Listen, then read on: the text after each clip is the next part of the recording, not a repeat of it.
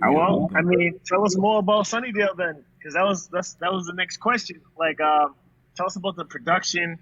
You said you use, '90s R&B, like, but what about like use the Isaac Hayes, Rick James? Yep.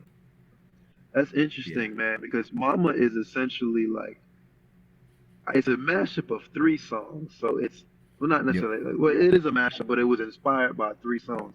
So first, you got to go back to Kenny Burke's "Rising to the Top." Okay. Then Yep. you got to go back to the Mary Jane Girls, Yep. Yeah, "All Rick Night James. Long," "All Night yeah, Long," all right? night long. Yeah, Rick I'll get to Rick James. James in a minute. Okay. Well, yeah, that is Rick James. He produced Yeah. that, and yeah. then This is people. Yeah, you have to go to Mary J. Blige, "All Night Long," Mary Jane, right? yeah, And yeah. then Yep. on if people listen to the instrumental version of Sunnydale, I added in the Mary Jane intro to Mama Okay. because it was Uh, like an original version of Mama. You have the flutes, uh, from Mary Jane, yep. and Yep.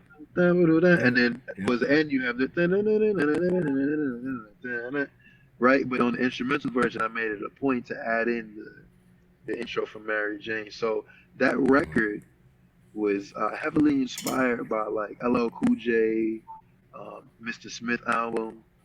Yeah. It was heavily like R&B over like hip hop kind of thing. Like "Why Do You Love Me" is a yeah. song. For some reason, I have an affinity with the is that "Impeach the President"? Oh, the Honey Dippers. Yeah. Yeah. Yeah, Honey I Dippers. think, yeah. Everybody used that break beat in hip Yeah. Yeah. hop, but I Yeah. just I Yeah. just love that break beat. That's the And Yeah. essence right there, though. You know what I mean? yeah, yeah. Yeah. Impeach the He's the president. Yeah, president. Yeah. yeah. Yeah. But that, Sunnydale was a great record for me. It was a great challenge because one, Yeah. it really took off. Like we had done like some sessions before the pandemic, but during the pandemic, that was like my main thing. And so it was a great challenge for me because it was the first record that I had mixed.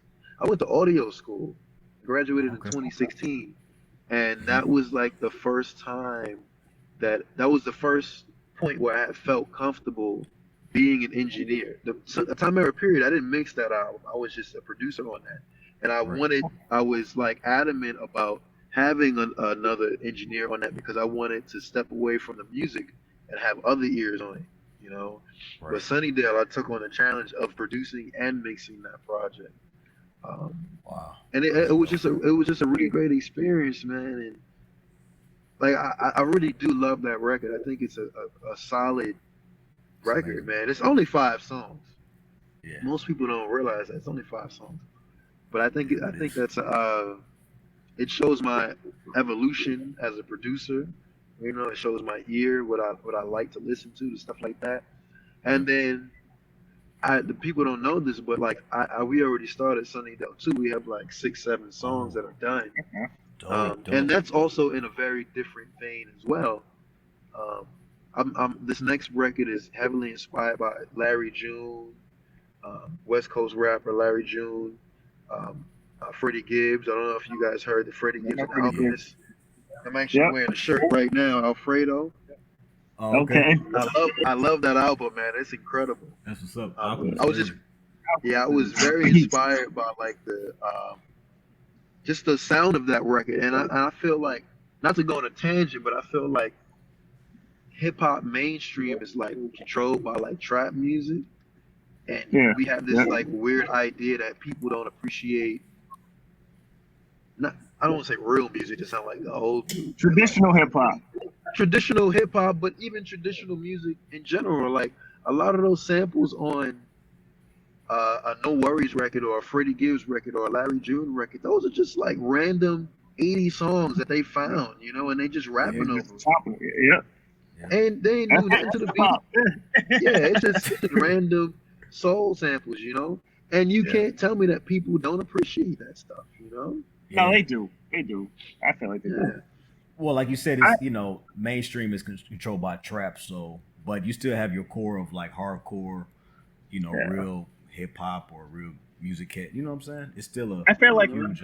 even on those other albums of the mainstream artists, they still have those fillers where there's still hip hop that's like in those albums with those trap beats on there. So I feel like it never goes away. I've come to realize that hip hop is nothing but a rap, nothing but a state of mind, man. You can take the most random R&B song or a soul Mhm. song and have somebody rap over it, and it's a hip Yeah, hop record.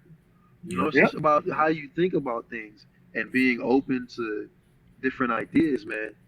Yeah. Um, I just always have like, I have an appreciation for music and just like feeling, and I feel like I don't want to say like a particular time period, but after like a certain era, maybe like the 90s, early 2000s, music lost its feeling. Like oh yeah, I appreciate music that hits my emotions, taps into my emotions, makes me feel something, you know? Melodic stuff.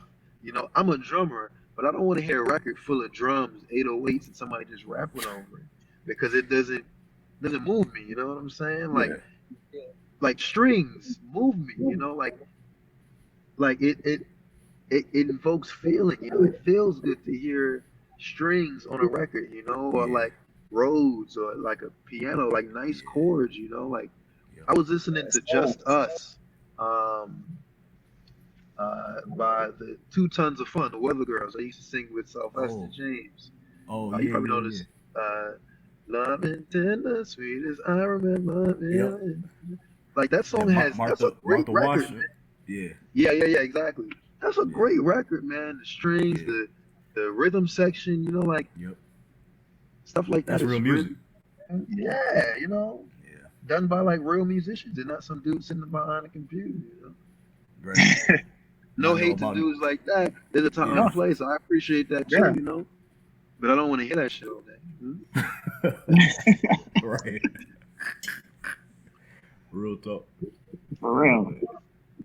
Yep. I love soul music, so Yeah. whenever someone samples some soul, I feel like that's like the best type of hip hop for Old me. school. That's my opinion. Yep. But things change with the time, But I feel Yeah. like they'll make a comeback. They'll make a comeback. So Yep. Yeah, like you said, I think people always have an appreciation for good music, you know. Yep. How can you not, you know? yeah, Right. If it's good, it's good. If it's not, it's not, no matter what it is. Exactly. true. Yep. Hey man, I Yeah. got a question for you. I'm just gonna read it. Mhm. Sunnydale, you referenced that about your childhood growing up in New York.